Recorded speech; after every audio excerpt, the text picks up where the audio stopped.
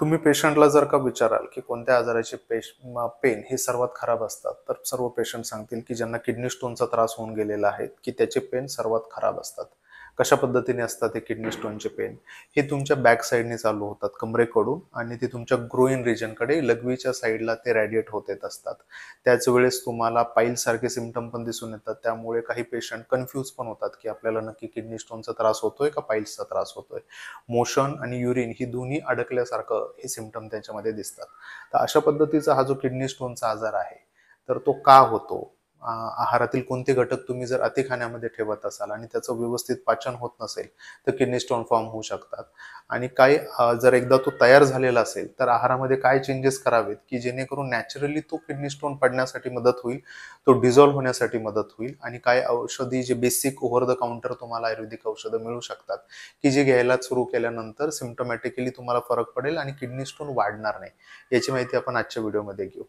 Kidney stone हा basically दोन आपण म्हणू शकतो की मिनरल्स त्यांच्यापासून बनतो. पहिला तर कॅल्शियम रिच फूड असेल तुमचं खूप जास्त, किंवा युरिक ऍसिड तुमच्या रक्तामध्ये खूप वाढत गेलं असेल, तर ह्या दोन गोष्टींपासून बेसिक किडनी स्टोन बनतात. तर हे दोन फूड रिच असणारे जे आहारातील घटक आहेत, त्यांचं तुमच्या आहारामध्ये सतत किंवा कॉन्स्टंट तुम्ही त्याचा इंटेक करत आहात आणि त्याचं पचन व्यवस्थित होत नसेल, तर मग बॉडी त्याला स्टोअर करणार आणि ते स्टोअर करणार किडनीमध्ये ॲज अ स्टोनच्या स्वरूपामध्ये. कोणते घटक असतात फूडमध्ये की ज्याच्यामुळे तुम्हाला किडनी स्टोन होऊ शकतो? सगळ्यात पहिला भाग म्हणजे की टी आणि कॉफी, चहा आणि कॉफीचं अतिरेक सेवन जर तुम्ही करत असाल, तर त्यामुळे तुम्ही कोणतंही अन्न खा, त्याचं मेटाबॉलिझम व्यवस्थित होणार नाही, पचन व्यवस्थित होणार नाही आणि डिहायड्रेशन क्रिएट होऊन स्टोन बनण्याची एक टेंडन्सी तुमच्या शरीराला सुरू होऊन जाते. त्यामुळे चहा आणि कॉफीचं अतिरेक सेवन हे सर्वात महत्त्वाचं कारण आहे, तुम्हाला किडनी स्टोन होऊ शकतो. दुसरा भाग, हाय कॅल्शियम रिच फूडमध्ये दूध, चीज किंवा योगर्ट. ज्यांना दूध आवडतं किंवा दुधाचे पदार्थ आवडतात, त्यांच्या खाण्यामध्ये रिपीटेडली दूध असतो, चीज असेल किंवा योगर्ट असेल, आणि हे जर आपण व्यवस्थित प्रोसेस करू नाही शकलो, तुमची जी पचनशक्ती आहे ती वीक असेल, तर तुम्हाला किडनी स्टोन होण्याचा धोका असतो. कोल्ड्रिंक, शुगरी ड्रिंक, कोणत्याही पद्धतीची अशी ड्रिंक आहेत की जे मार्केटमध्ये आपण कोल्ड्रिंक म्हणतो किंवा स्टोरेज केलेले ज्यूस असतात, त्याच्यामध्ये शुगर हाय अमाऊंटमध्ये असते. हे ज्यूस पिल्यामुळे किंवा कोल्ड्रिंक पिल्यामुळे तुमच्या बॉडीमध्ये हायड्रेशन, म्हणजे की आपण म्हणू शकतो की पाण्याची कमतरता आतमध्ये डेव्हलप होते. आणि जसं जसं पाण्याची कमतरता डेव्हलप व्हायला चालू होऊन जाईल, त्या पद्धतीने स्टोन बनण्याची टेंडन्सी बॉडीमध्ये डेव्हलप होत राहते. तर डिहायड्रेशन घडवून आणण्यासाठी कोल्ड्रिंक आणि शुगर ड्रिंक्स मदत करतात आणि त्यामुळे तुम्हाला स्टोन होऊ शकतो. ज्यांना नॉनव्हेज भरपूर आवडतं आणि ते स्पेसिफिकली रेड मीट आणि एग्स म्हणजे मटन, बीफ किंवा अंडी खाण्याचं त्यांचं प्रमाण जास्त आहे आणि त्याचं पचन व्यवस्थित होत नाही, त्याच्यामुळे त्यांना रिपीटेडली कॉन्स्टिपेशन किंवा पाईल्ससारखे पण सिम्पटम होऊन गेलेले आहेत. अशा कंडिशनमध्ये त्या प्रोटीन्सचं व्यवस्थित पचन होऊन युरिक ॲसिड डेव्हलप होणार आहे.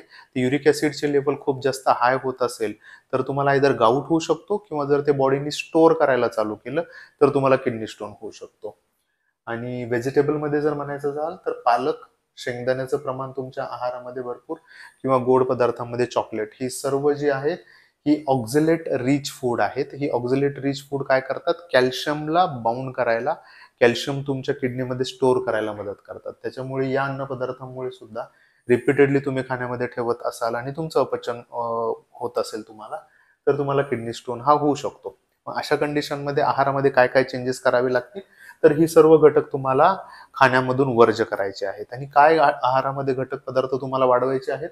तर ते म्हणजे सगळ्यात पहिला भाग जो आहे की पटकन आपल्या शरीरामध्ये आपल्याला पाण्याची जी क्वांटिटी ती वाढवायची आहे आणि ती सुद्धा किडनीला हेल्प करेल फ्लश आउट करायला.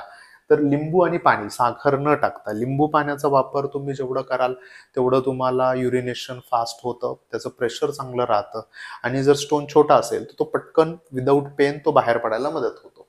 दुसरा भाग, सर्व प्रकारची फळं. फळं जेव्हा आपण म्हणतो तेव्हा त्यांचा ज्यूस नाही. फळं म्हणजे की आपण म्हणतो की अख्खी फळं तुम्हाला खायची आहेत. बनाना, पपई, वॉटरमेलन, आंबा, सीझननुसार जी फळं तुम्हाला अवेलेबल आहेत, ती अख्खी फळं खायला चालू करा. त्याच्यामध्ये फायबर पण व्यवस्थित असतात.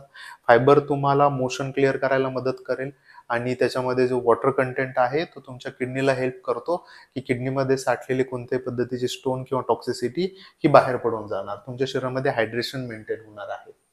नॉनव्हेज खाणार आहात तुम्ही पण तुम्हाला आता नॉनव्हेज खाता येत नाहीये, तर त्याच्याऐवजी तुम्ही व्हेज सोर्सवर जा. कारण की व्हेज सोर्समध्ये ज्या डाळी आहेत त्या डाळीपासून युरिक ॲसिड किंवा युरिक ॲसिडचे स्टोन बनण्याचे चान्सेस कंपॅरेटिव्हली कमी राहतात. त्याच्यामुळे तुम्ही डाळींचा वापर ॲज अ प्रोटीन सोर्स करू शकतात.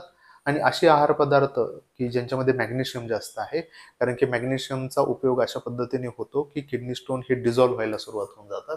तर त्यामध्ये भोपळा, त्याच्यानंतर काजू आणि बदाम यांचा वापर जो आहे तो तुम्ही मॉडरेटली, म्हणजे की मी नाही म्हणणार की हे पदार्थ मॅग्नेशियम रिच आहेत तर भरपूर खा, पण हे आहारामध्ये तुम्ही ठेवा की ज्याच्यामुळे तुमची किडनी स्टोन हे डिझॉल्व्ह व्हायला किंवा आपोआप किडनीच्या मार्गावाटे बाहेर पडून जायला तुम्हाला मदत होईल. अशा पद्धतीने जर तुम्ही आहार सांभाळाल आणि काही टिपिकल आयुर्वेदिक औषधं असतात जी ऑलमोस्ट सगळ्यांना माहीत आहेत, ज्याच्यामध्ये गुपचूर काढा, पुनर्नवा काढा, चंद्रप्रभावटी, ही औषधं अशी आहेत की जी हेल्प करतात किडनीमध्ये साठवलेली कोणतीही टॉक्सिसिटी किंवा स्टोन हे डिसइंटिग्रेट होऊन बाहेर पडून जातील. या व्यतिरिक्त तुम्हाला स्पेसिफिक इंडिव्हिज्युअल काही ट्रीटमेंट पाहिजे असेल kidney related, kidney stone related किंवा किडनी फेल्युअर रिलेटेड, तर तुम्ही आयुर्मंत्र सेंटरशी संपर्क साधू शकता. मी आशा करतो की किडनी स्टोन आणि किडनीबद्दलची माहिती, त्याच्या आहाराबद्दलची माहिती तुम्हाला आवडली असेल. इतरांपर्यंत पण नक्की पोहोचवा. धन्यवाद.